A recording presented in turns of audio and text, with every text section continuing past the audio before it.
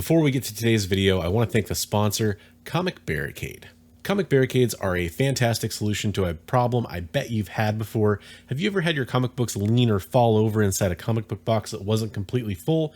Well, if that's the case, if you want to prevent those bends, creases, and spine ticks, I recommend checking out Comic Barricades. Comic barricades create a wall inside your comic book box, and not only does that add rigidity and support to your stack of comic book boxes, it also prevents your comic books from falling over or flopping over. Stop the lean in your comic book boxes. Now, this design is patented, made here in the United States, and it ships for free. It's also available in two different sizes. You can get the regular size for most comic book boxes, or you can get the XL, which is great for those magazine boxes, a graded comic book box, things like that. Best of all, if you want to try out Comic Barricades, you can head over to comicbarricade.com and use the code BRONZE10 at checkout to save 10%. Remember, with Comic Barricades, it's as easy as insert, support, and stabilize. Hey comic collectors, welcome to the Bronze Cave. I'm Christopher, aka the Bronze Age Nerd, and this is my top 5 comic books that I'm not buying right now. I make this list to counter all the FOMO that gets generated out there when things like the Key Collector Trending 20 or the Cover Price Hot 10 or CBSI Top 10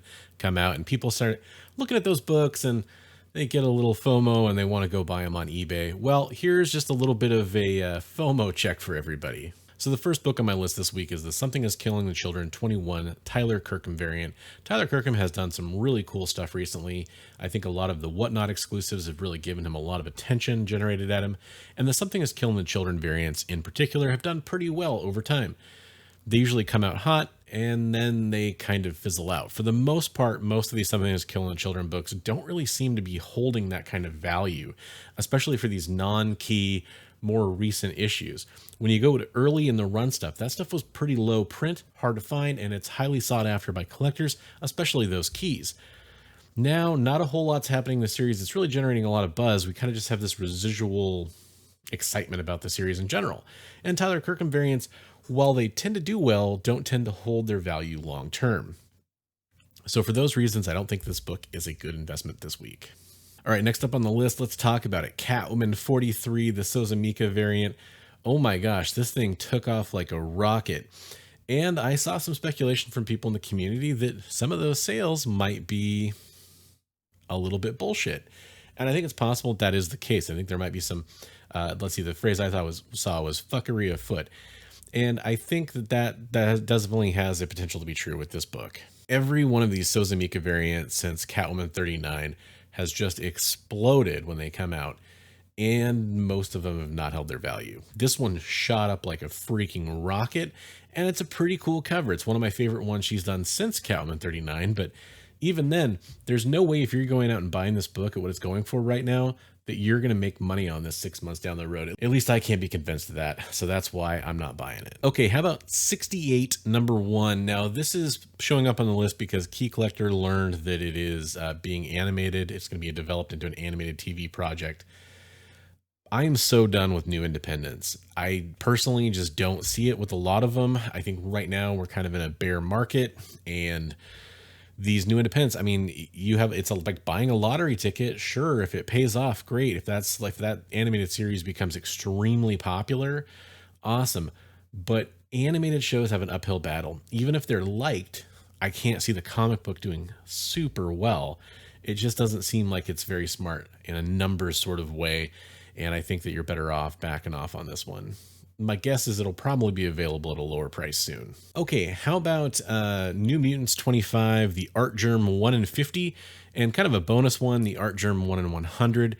These are going for crazy bucks. When the book first came out, it was going for 80 to 90 for the 1 in 50 and about 170 for the 1 in 100. And I love Art Germ. Art Germ is one of my favorite artists.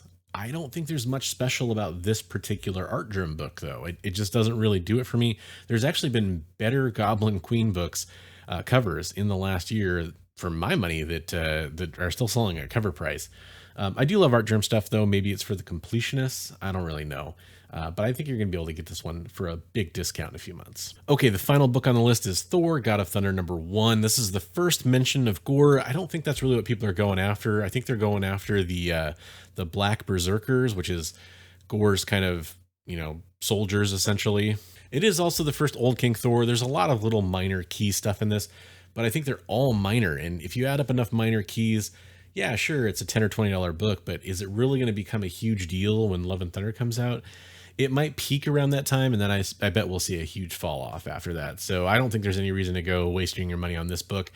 I respect people that are investing in Jane Foster Thor stuff or Gore's first appearance a little bit more because there's a chance those characters will be a big deal going forward. In fact, it's pretty likely that we'll see Thor for, 2 or 3 movies or maybe more, but probably at least more than this movie. So I think that it makes sense to invest in her. Gore, it's a coin flip. Hopefully they keep him around for longer, but Marvel villains don't necessarily have a long shelf life for the most part. So we'll have to see how he does. But this book, man, I've passed this book up at FMV several times now, and I'm going to keep doing it. Thank you so much for watching the video. I hope you have a wonderful weekend, and I'll catch you in the next one. Until then, I want to remind you, as always, hey, hey, hey, hey, read comics every day.